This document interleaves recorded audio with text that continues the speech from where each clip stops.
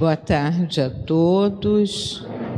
É sempre uma alegria retornar à Casa de Abel Sebastião de Almeida, onde, com certeza, nos esperam aqueles amigos que silenciosamente zelam pela nossa felicidade, pelas nossas alegrias, pelas nossas boas escolhas.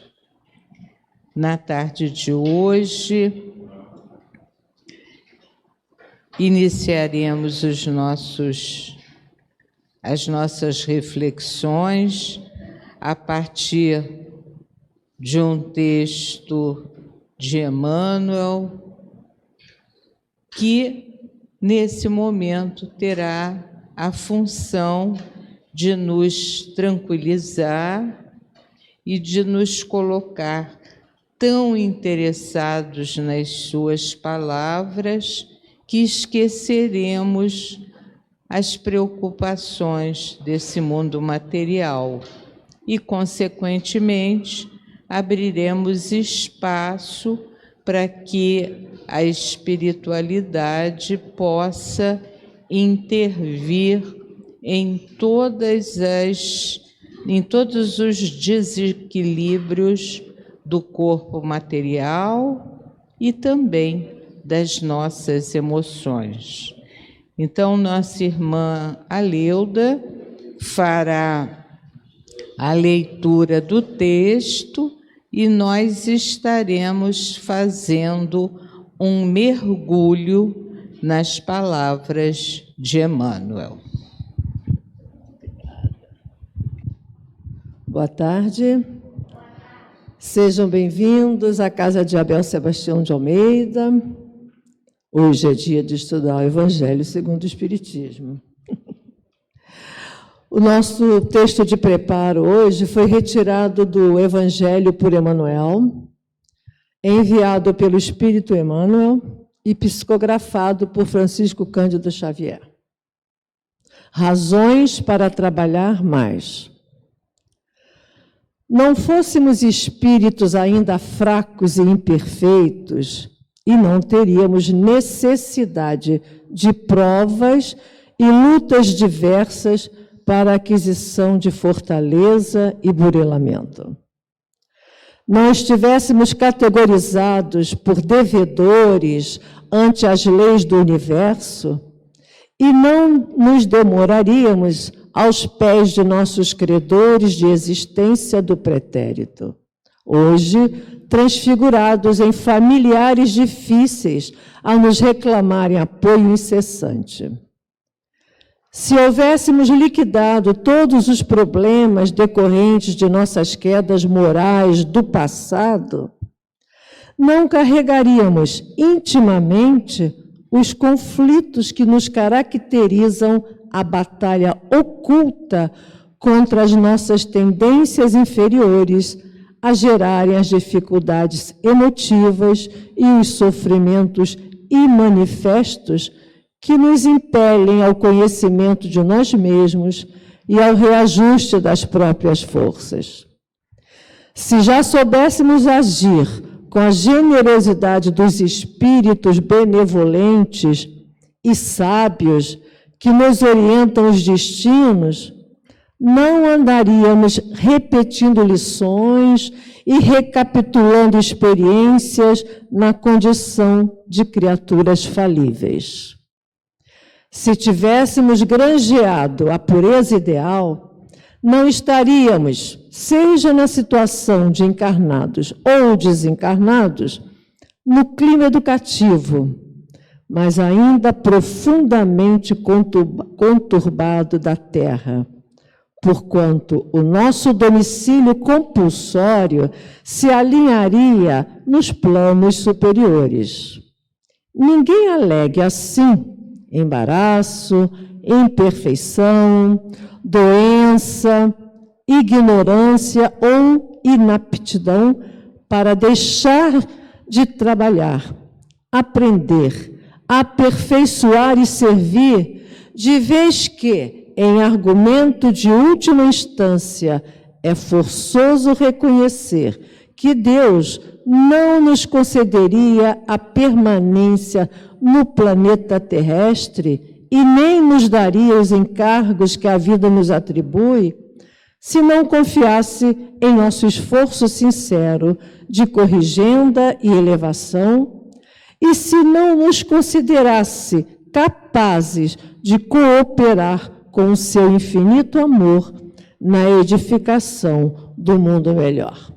Bom estudo para todos.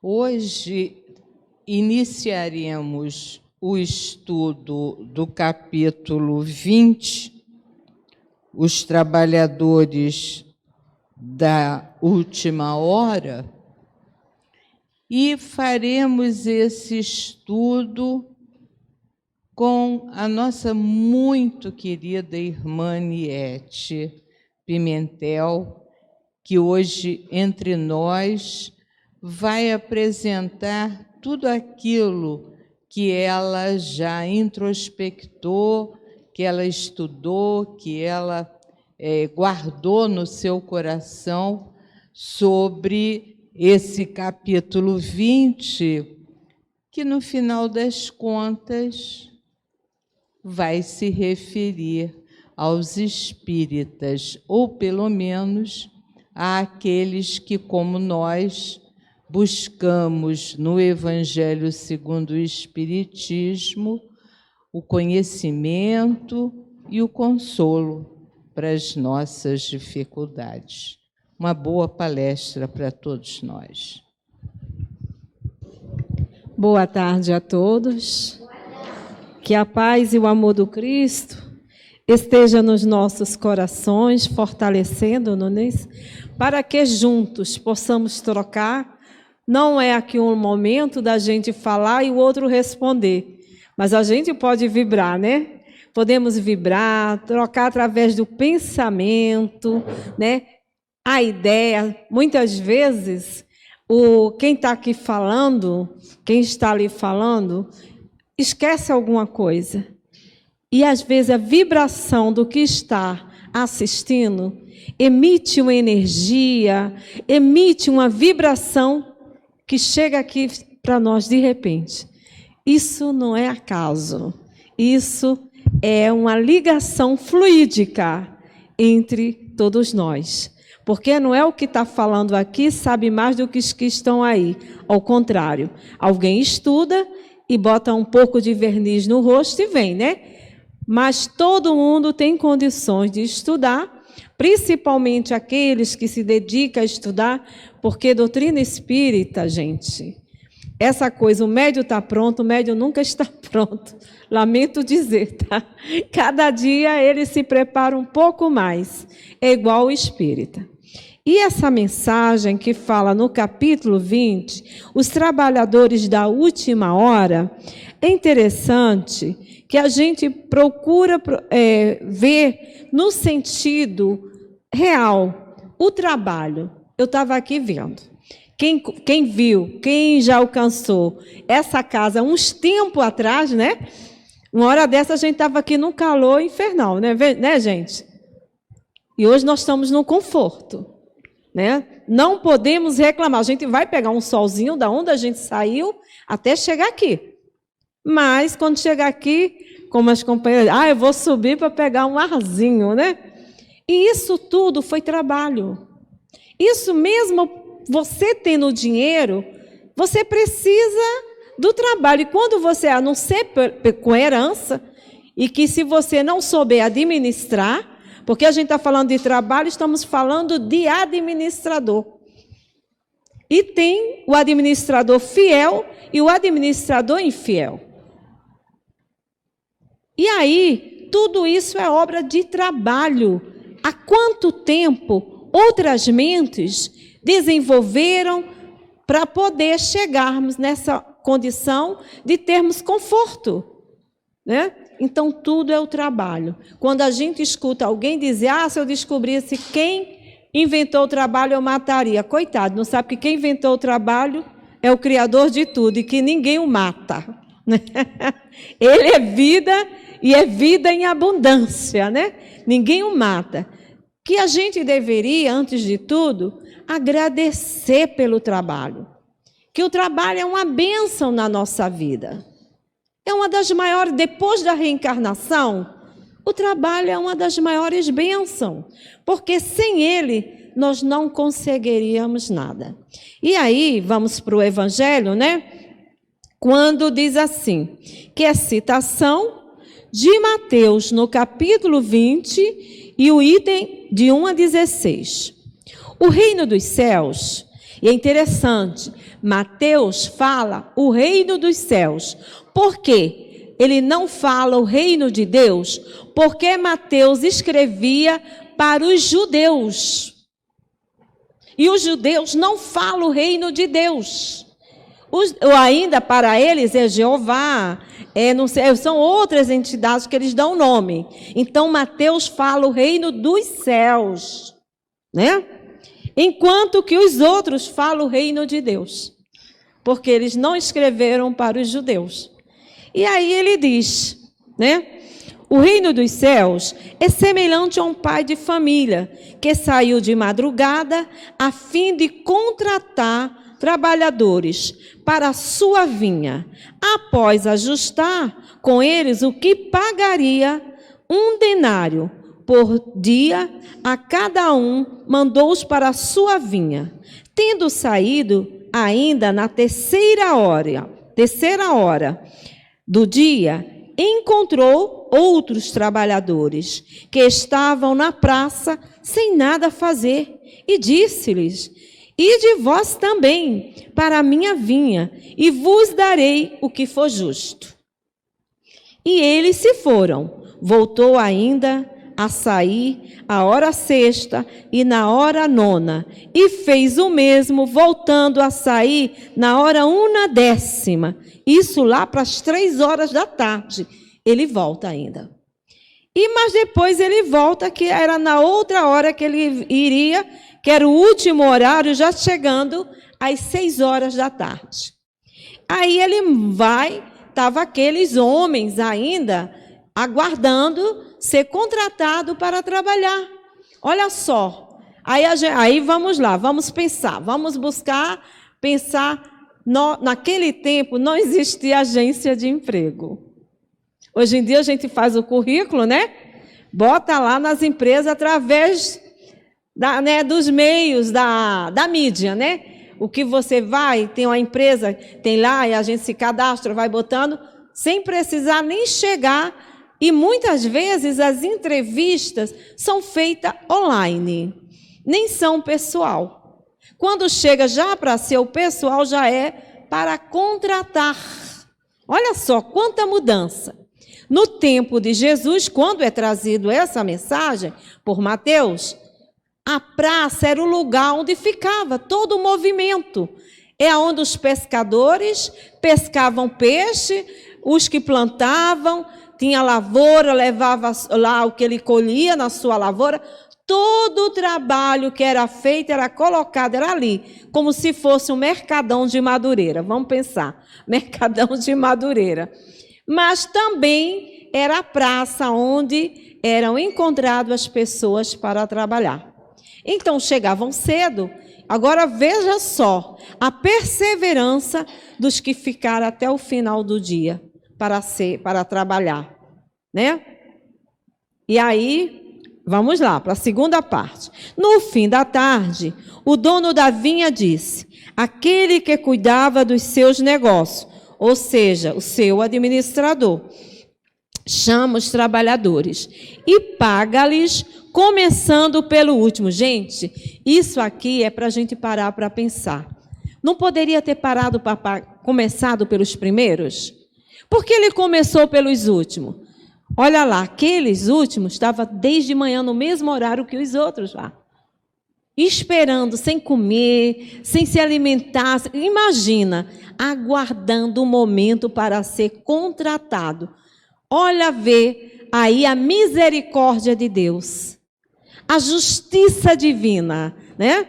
E aí ele diz: chama os trabalhadores e paga, né? Começando pelos últimos, até os primeiros. Aqueles que tinham vindo para a vinha apenas na hora 1/10, aproximaram-se e cada um recebeu 1 denário.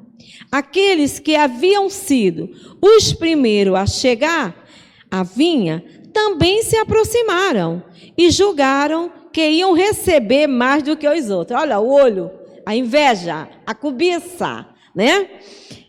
Mas, vocês ouviram a mensagem que a Leuda leu? Está aqui. A mensagem está aqui do Vinha de Luz. Tá? Mas receberam apenas 1 denário. Então, puseram-se a falar contra o pai de família, dizendo: esses últimos trabalharam apenas 1 hora, e vos lhe pagais o mesmo que a nós, que suportamos o peso do dia e do calor? E como resposta, o dono da vinha disse a um deles: meu amigo, não te faço nada de errado. Não combinaste comigo 1 denário pela jornada de trabalho? Toma, pois, o que te pertence, e vai-te. Quanto a mim, quero dar a este último, tanto quanto dei a ti. Não me é permitido fazer o que quero? Acaso o teu olho é mau, porque eu sou bom? Olha lá, é querer interferir na decisão do outro, né? Você não foi combinado? Você não aceitou? O que você está reclamando? Você sabia o que você ia fazer. E aí ele continua: assim os últimos serão os primeiros, e os primeiros serão os últimos, porque são muitos os chamados, poucos os escolhidos. E aí ele manda ver também lá na parábola que fala sobre a boldas, né? A preparação da boldas. Nesse aqui, o convite foi para trabalhar. O outro é para compartilhar uma festa. E não aceitaram. Você vê, olha só. O outro, que é a questão, não é só você ir trabalhar, ocupar o tempo, mas a qualidade do teu tempo. Muitas vezes, esses que chegaram no primeiro horário não desenvolveu o trabalho tanto quanto o que chegou na última hora. Grato por ter sido assalariado, por ter sido contratado, ele vai dar o melhor de si. E isso se vê muito nos períodos, né, de Natal, de festas, assim, onde o comércio desenvolve mais venda, aquelas pessoas que são contratadas temporariamente. E dependendo do empenho dela, eles são contratados. Porque ali o dono da empresa, né, o da loja, o administrador, o gerente, quem está ali no encargo de poder conduzir, o que acontece? Observa. E às vezes tem um trabalhador que já está há um tempão, mas que não apresenta qualidades profissionais. E lhe é dado toda a condição para ele desenvolver. Mas ele, não, vou receber meu saláriozinho final de mês, para quê? Tá bom. E aí ainda fica reclamando, falando do patrão, fala do trabalho, fala de tudo. O insatisfeito. Aí chega o outro que está na necessidade, na precisão, e grato, ele vai desenvolver sem estar preocupado no outro, mas está preocupando no que ele pode fazer de bom e de um melhor. Porque a gente tem um hábito de se preocupar com o outro. Se preocupar para ajudar é uma coisa, mas se preocupar para prejudicar é outra. Então, a diferença é bem grande. E aí, vamos lá, falar do trabalho. Lá no Livro dos Espíritos, na questão 674, que fala da lei do trabalho, necessidade do trabalho. E pergunta Kardec aos espíritos: a necessidade do trabalho é uma lei da natureza? O trabalho é uma lei da natureza. Por isso mesmo, constitui uma necessidade à civilização. Obriga o homem a trabalhar, mas porque ela aumenta suas necessidades e seus gozos. Lá na 676. Porque o trabalho é imposto ao homem. É uma consequência de sua natureza corporal. Uma expiação e, ao mesmo tempo, um meio de aperfeiçoar-se. Sua inteligência. Sem o trabalho, o homem permaneceria na infância da inteligência. É por isso que deve o seu alimento, sua segurança e seu bem-estar apenas ao seu trabalho e à sua atividade. Aquele que é extremamente fraco de corpo, Deus deu a inteligência como compensação. Porém, é sempre um trabalho. São os trabalhos intelectuais, né? Tem aquele que está no gabinete, que estão desenvolvendo as teorias, estão desenvolvendo formas de trabalho, quantas coisas aí. Tem o outro que vai trabalhar braçal. Mas cada um fazendo a sua parte. Quando a gente contrata alguém para ir para a nossa casa, para fazer os trabalhos lá, limpar a casa, fazer essas coisas, até para nos dar mais tempo para a gente desenvolver coisas. Não é para a gente ficar de madame, não. Não é para a gente ficar na preguiça, porque hoje o lugar de madame nem é para existir mais. Porque quando a vida tem que se aproveitar. Pode ser madame, sim, mas trabalhar. Saber o valor. Senta, fulano me dá um copo d'água. Cicrano me dá isso, me dá aquilo. Não se movimenta. E aí? O próprio corpo necessita. Imagina que se meu coração só batesse quando eu pedisse para ele bater, trabalhar, né, jogar lá o sangue para o cérebro, circular no meu corpo e tudo. A respiração, pulmão, né? Tudo isso. Se fosse algo... Não, ele está funcionando. E o que não está funcionando legal e foi estragado por mim mesmo. Não foi por nada, foi por mim mesmo. Então, não posso me queixar. E aí a gente vai lembrar que Jesus, quando fazia suas pregações, levava o evangelho junto com seus discípulos e ia fazendo a cura por onde ele passava. O que acontecia? Ele era discriminado, porque os judeus no sábado não trabalham, tá? Na sexta-feira tem aquele dia em que eles têm um advento do sétimo dia, né? Também, que nem a comida eles fazem. Já deixa tudo preparado no dia anterior, para o próximo. Aí depois do pôr do sol do outro dia, é que eles voltam às atividades.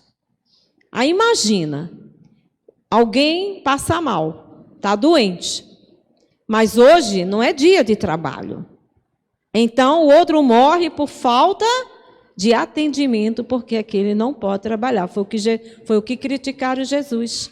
Quando Jesus começa a fazer esse trabalho de cura, né, que não era milagre, ele sabia lidar com os fluidos, ele tinha um magnetismo, ele tinha um sentimento, que até o próprio magnetismo é neutro, ele não tem qualidade, quem dá qualidade somos nós. Imagina o de Jesus, né?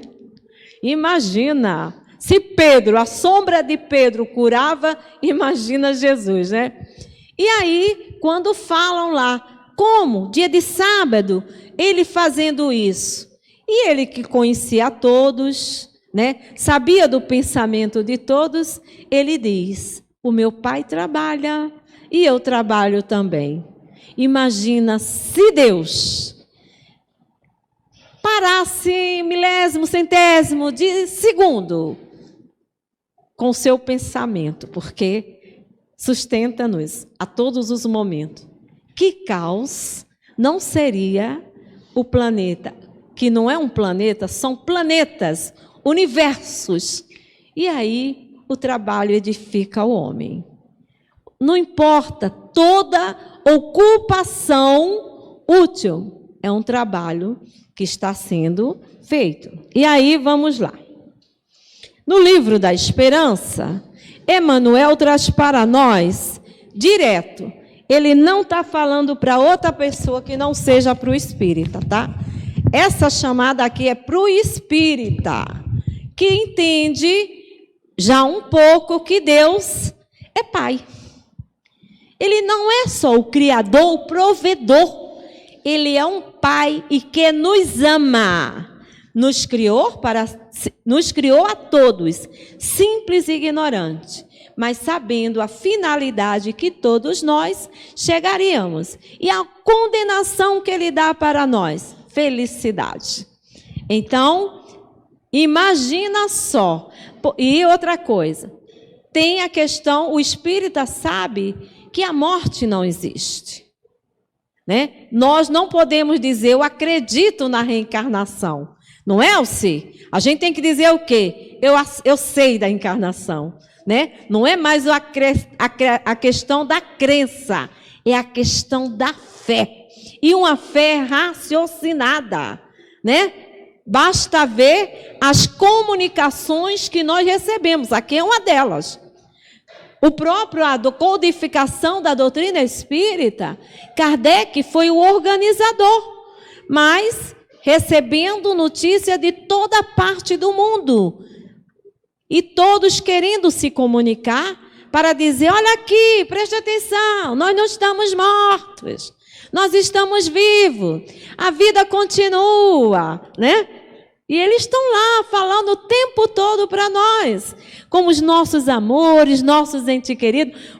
Eu não tenho vidência, mas quem tiver vai olhar essas cadeiras super ocupadas, com vários de nossos familiares, nossos amigos e inimigos também que vêm para se reconciliar conosco, tá? Então, nós vamos entender que o planeta que habitamos é uma réplica mal feita do mundo espiritual. A verdadeira pátria nossa é a pátria espiritual. Nós viemos do mundo espiritual para poder mergulhar em um corpo para intelectualizá-lo, para passar pelas provas, para crescer e evoluir. Podemos evoluir no mundo espiritual? Podemos. Mas a verdadeira prova é na carne. É aqui, junto aos outros, é convivendo. Não é vivendo, é conviver. O viver é ele lá e eu cá. E o conviver é junto. Então, aí fala para nós aqui, que a mensagem é Emmanuel, tá? Assim, aí tem a citação de Mateus, que diz, assim os últimos serão os primeiros, e os primeiros serão os últimos, porque muitos são chamados, mas poucos são os escolhidos. Outra coisa de achar que Deus escolhe. Deus, Jesus, ninguém escolhe, não escolhe. Eles nos dão a oportunidade, e cada reencarnação é oportunidade que nós temos para nos modificar, nos melhorar. Mas quem se faz ser escolhido somos nós. Nós nos capacitamos para tal, né? Em todos os graus, em todos os ângulos, profissionais, vivência, no lar, na família, na sociedade, na casa espírita, nós vamos aprendendo a conviver com os diferentes, não só com aqueles que pensam igual a nós. Né? Até porque todos somos individualidade. Por mais que a gente se assemelhe no pensamento, a gente não pensa igual, né, Disa? Não é verdade? E aí a gente se aborrece porque o outro pensa diferente da gente? Não, eu vou ter que acolher, né, que acatar, e de repente o pensamento do outro está melhor do que o meu. Então, sair dessa questão orgulho, vaidade, egoísmo, vamos partir para unicidade de sentimentos e de afetos uns para com os outros. E aí ele continua, bons espíritas, meus bem-amados, sois todos obreiros, escutaram bem? Da última hora. Mas essa última hora vem uma outra coisa depois, tá? Fomos nós lá na primeira hora que a gente muitas vezes não aceitou, gente. E agora nós aceitamos o convite. Nós já fomos chamados outras vezes. E nós demos de ombro. Está lá, no banquete de núpcia. Está ali, a gente vai se encontrar ali. E aí fala Emmanuel, o espírita, na prática da doutrina espírita, faz-se realmente conhecido através de características essenciais, rende constante preito de amor a Deus, começando na consciência, considera a humanidade por sua própria família, respeita o corpo de carne, um santuário vivo em que lhe cabe sublimar. Abraça o trabalho construtivo, seja qual seja a posição em que se encontra. Casa espírita não tem posto, tem trabalho. Nós não somos trabalhador de fulano, de cicrano ou de beltrano. Somos trabalhadores do Senhor. E não é porque a gente é bonzinho não, tá? É porque nós precisamos e necessitamos. E é uma grande seara que vai nos ajudar a poder estar ao lado do outro, compartilhando, nos ajudando, porque é um ajudando o outro. Aquele que mais sabe vai passar a ensinar aquele que sabe menos. E aquele que menos sabe, ele tem algo também a nos ensinar. Todos nós temos alguma coisa a oferecer. Como diz o outro, ninguém é tão rico que não precise de nada, nem tão pobre que não possa doar alguma coisa. Tá? E ele diz mais: abraça o trabalho construtivo, seja qual seja a posição em que te encontre. Abstente-se formalmente do profissionalismo religioso. Outra questão. Doutrina espírita, estamos falando para a doutrina. Religião nenhuma é profissão. E para nós, principalmente o espírita, vamos lembrar? Dai de graça o que de graça recebeste. Essa é a mediunidade, tá? Mesmo a gente estudando, comprando livro, mas a gente está desenvolvendo algo que não está pagando faculdade, universidade, não.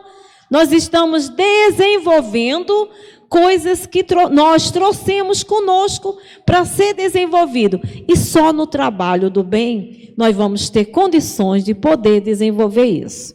Sabe-se um espírito em evolução e por isso não exige nos outros qualidades perfeitas que ainda não possui. Como a gente é incrível para fazer isso, né? A gente quer a perfeição do outro achando que a gente já é, né? E a gente bota um peso nas costas do outro. Aí vamos lá, quando ele diz, o que tens para me dar? Né? O que queres? O que tu podes fazer? E aí, porque quando a gente impõe, aquele que está vindo como voluntário, ele vai se afastar no instante. A casa espírita, o trabalhador da casa espírita, aquele que estão à frente, ele tem que ser, antes de tudo, acolhedor. Ele tem que acolher. Porque a doutrina espírita é essa. Ela consola, ela conforta, ela esclarece e ela acolhe. Então, nós não podemos fazer diferente. Temos que seguir as diretrizes. Temos que seguir a semente. Quem é a semente? Plantada por Jesus. Mas a semente é do Consolador prometido, que não é Jesus. Tá? E aí ele fala mais. Empenha-se no aprimoramento individual, na certeza de que tudo melhora em torno, à medida que busca melhorar-se. Estima no dever irrepreensivelmente cumprido, seja no lar, ou na profissão, na vida particular ou na atividade pública, o alicerce da pregação da sua própria fé. Exalta o bem, procurando a vitória do bem, com esquecimento do mal. foge da crítica pessoal, a fase da caridade que lhe rege o caminho, mas não recusa o exame honesto, imparcial desse ou daquele problema que interessa o equilíbrio e a segurança da comunidade em que vive. Exerce a tolerância fraterna. Interessante. Ele não falou da paciência, porque a paciência é um dos últimos jeitos que a gente vai aprender a ter. Porque quando tivermos essa paciência, nós não estaremos mais num mundo de provas e expiações. Por isso que a tolerância é uma das coisas que nós temos que aprender a conquistar, né? Aí ele fala mais: estuda sempre, ama sem escravizar e nem escraviza-se. Olha lá, estou sofrendo, estou assim por amor, ou você induz o outro a é porque eu te amo, você... Nada disso. Amor não se cobra, amor se doa. É doação, não é troca. Não é uma moeda que se troca, é um sentimento que se doa, tá? Não tem a presunção de saber e fazer tudo, mas realiza com espontaneidade e alegria o trabalho que lhe compete. Age sem compaixões partidárias em assuntos políticos, embora esteja atento aos deveres de cidadão que o quadro social lhe prestitua. Essa questão, olha, eu sou espírita, não tenho nada a ver com político. A gente não tem que ter partido. Político nós temos que ser, sim. Nós não temos que ter partido, tomar partido de A ou de B, mas político todos nós somos. O Cristo era, Jesus era político, mas não tomou. Vamos lá?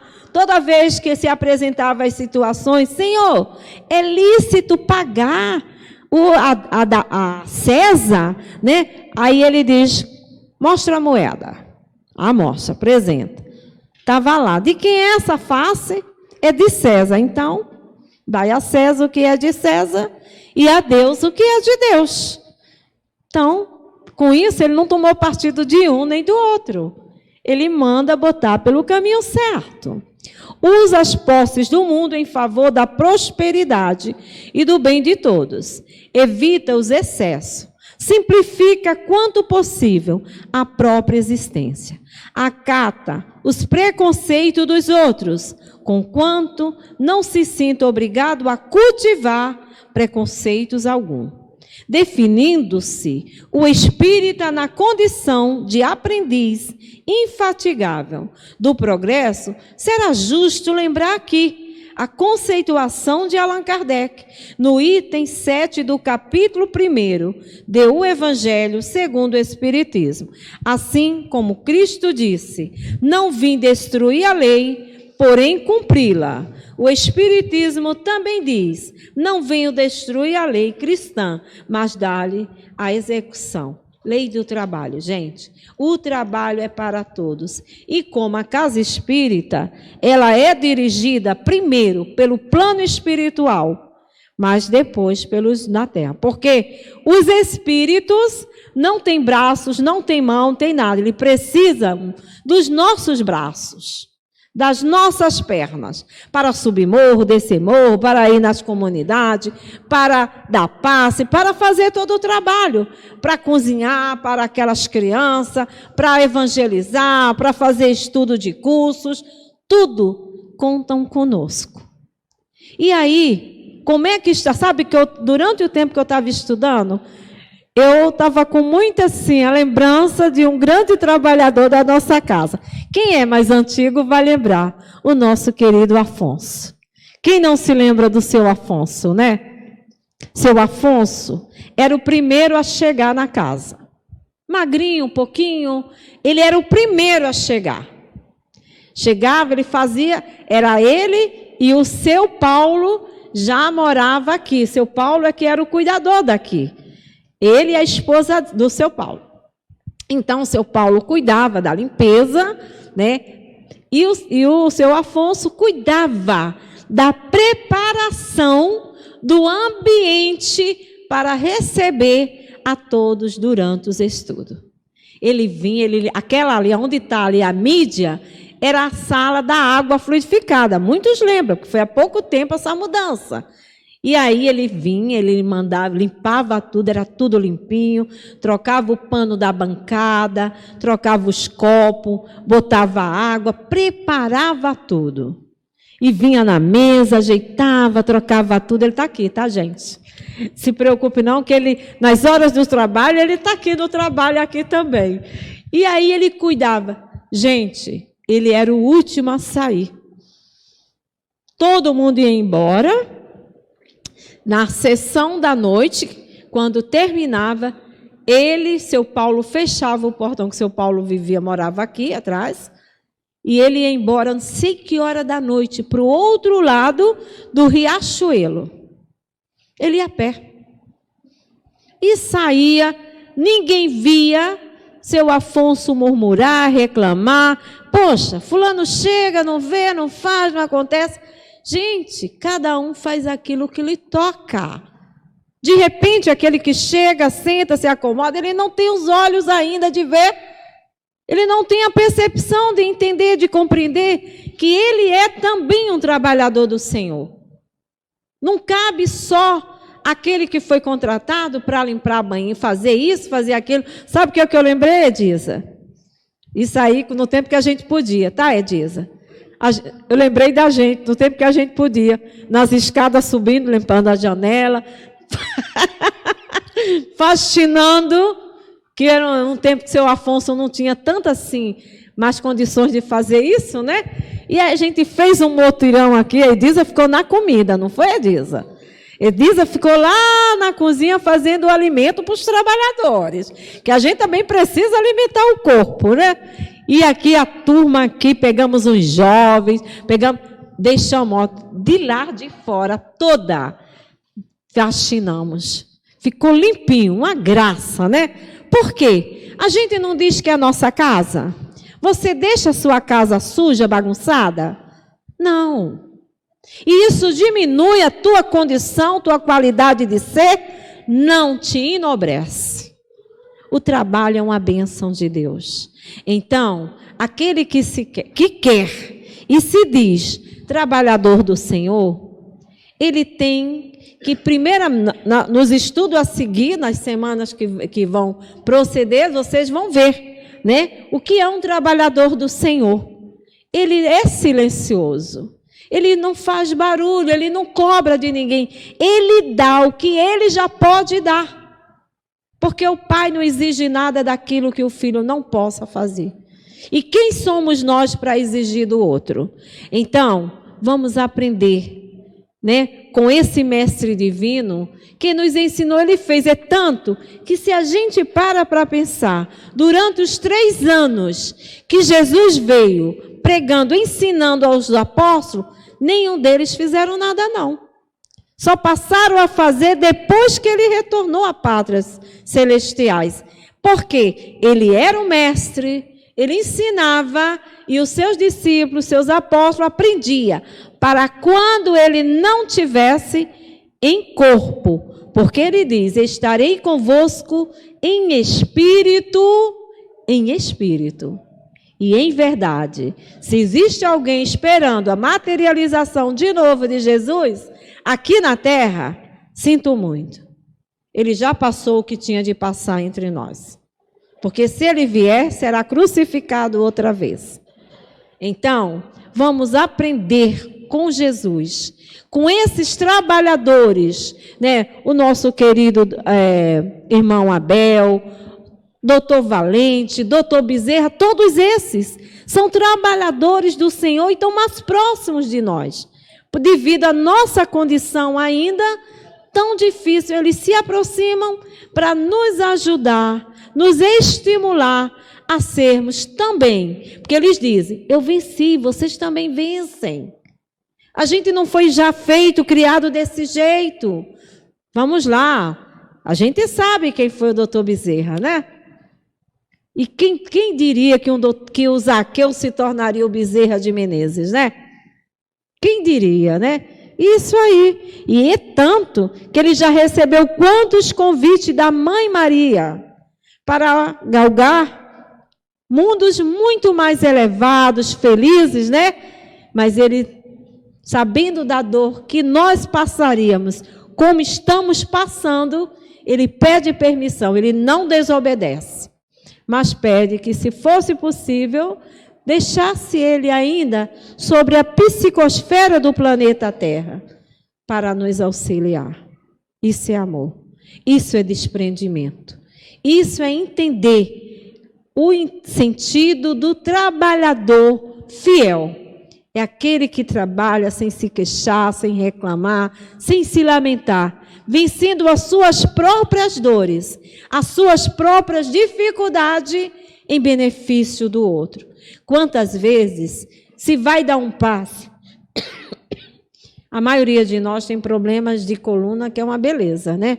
E a gente vai se arrastando, né? E alguém vai nos empurrando, né? E a gente chega ali, está doendo aqui, está doendo ali, a gente começa a se envolver, porque é preciso que a gente se envolva com o trabalho que nós estamos fazendo, que não basta só eu saber, eu tenho que ter sentimento, eu tenho que sentir o que eu estou fazendo. E quando termina o passe, a gente fala assim, cadê minha dor? Não está. Gente, eu digo, eu tenho um problema nos 2 joelhos, mas eu fico rindo, porque eu digo, ó, um dói uma semana, o outro fica sem doer. Aí na outra semana o outro passou, aí vem o outro e dói. Eles se combinaram, não dói os 2 ao mesmo tempo, senão eu estaria numa cama, né? E aí me peguei um dia desse, no trabalho da família que eu desenvolvo, lá na obra social Antônio de Aquino, e eu subo vários degraus de escada. Depois que eu saio da evangelização, eu vou lá para a família. E eu fui lá, o menino não tinha chegado, não tinha levado a chave da sala, não tinha pegado a chamada, faltando material, desci. Quando eu desci, que eu cheguei lá, a chave não estava, lá onde fica a chave, corri, subi, fui procurar. Eu sei que nessa brincadeira foi mais de 15 minutos, subindo e descendo. Aí depois veio uma pessoa e falou assim, o que você está fazendo tão serelepe, subindo tão rápido, tão leve? Aí eu, não é que eu não estou sentindo dor nenhuma? Aí eu mesma ri comigo. Olha só, gente, a gente vai se curando. Incrível que pareça. O trabalho é uma boa medicação para nos curar das nossas imperfeições. Que as doenças não são só físicas, são muito mais doenças morais. E aí, ao preocupar-nos com o outro, a gente vai tirar um pouco esse foco do eu para o nós. Que Deus nos abençoe, que Jesus nos envolva e que a paz do Cristo esteja com todos nós. Muita paz com Jesus.